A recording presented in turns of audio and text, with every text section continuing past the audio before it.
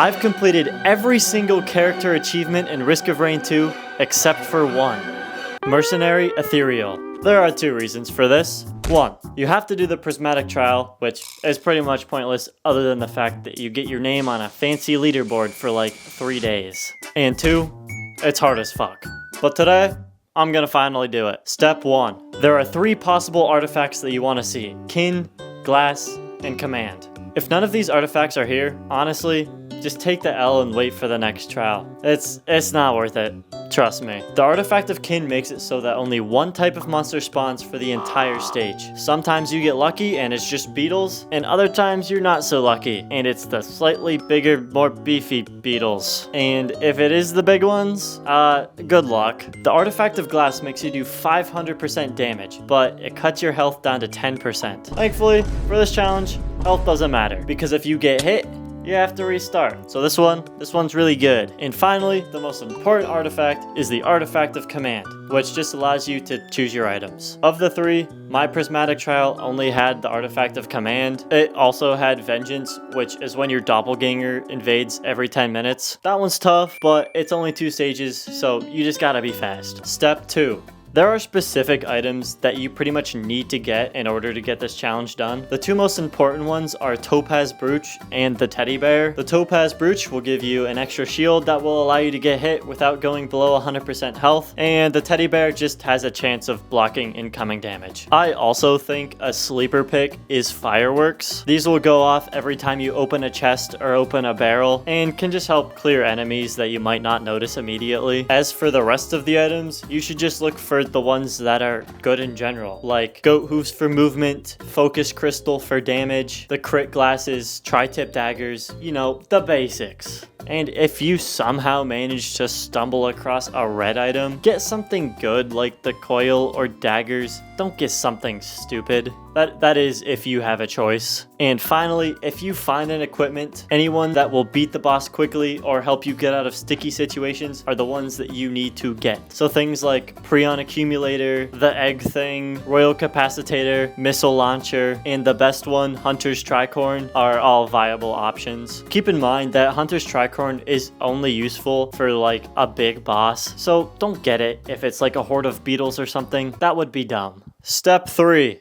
Now that you're familiar with the artifacts and you know which items to get, it's time to actually hop in a trial and get the damn achievement. You aren't gonna beat this on your first try. It's just not realistic. So you want to spend your first couple runs checking out all the chests and trying to find the best possible path for you to take. So here are some basic things to keep in mind when mapping out your run. 1. Each run is seeded, which means all the items will be the same every time. If you have the artifact of Command, then just the rarity will be the same. But either way, knowing this will allow you to cut out all the stinky chests and save a lot of time. 2. Don't get any healing items. They're pointless. 3. The crystals do damage when they explode, so I would recommend that you just use Eviscerate whenever you break them. That's the R ability, by the way, because it gives you immunity. 4. Kill the ranged enemies first. And by the ranged enemies, I mainly just mean the wisps. Basically, you want to use your skill moves that grant you immunity to kill the wisps, and then use your primary and secondary to kill all the ground enemies while you wait for your cooldowns to recharge. And finally, don't forget about fall damage. Remember, you have a double jump, a shift ability, and an R ability that can help you avoid that. So don't be dumb, don't make that mistake. In my run, I quickly grabbed 2 Topaz Brooches, then killed 2 more enemies to get a Tri-Tip Dagger. I made my way to the first crystal and broke it.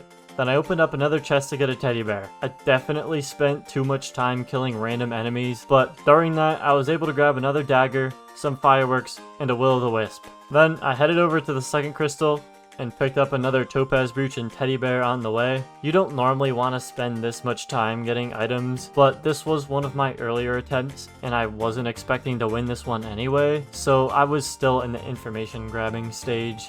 After breaking both crystals, I grabbed the ukulele, started the teleporter, and bought an incinerator drone. Buying random drones, especially near the teleporter, is honestly not a bad strategy because they can help distract enemies and do damage when you're running away. This boss happened to be the Beetle Queen, which is one of the easier ones, but you do have to be pretty careful with the beetle guards as they are pretty tanky and can easily hit you if you find yourself in a clump of them. I also did this run when there was a bug that made elite spawn twice as much as normal, so that wasn't very fun. But my Topaz Brooch was going crazy throughout the entire boss fight, so it wasn't too bad. After killing the boss, I grabbed another ukulele and went to the next stage. At this point, I'm already 7 minutes in, and my doppelganger is going to invade at 10 minutes. So now I have to get to the teleporter as soon as I can. But of course, the last 2 crystals were on the other side of the map.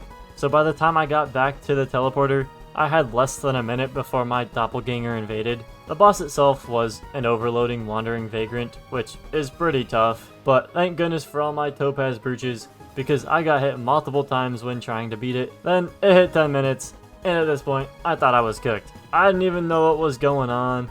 I wasn't even looking at my health. I was just spamming buttons, hoping to kill the stupid jellyfish as soon as possible. Then, the vagrant exploded, and I somehow hit the craziest dodge of my life, which ultimately led to me killing the boss. Now I'm shitting my pants, because my shield is disappearing, and I'm getting chased by a fucking rat and probably my doppelganger. But thankfully, I was able to make it to the portal, completing the challenge.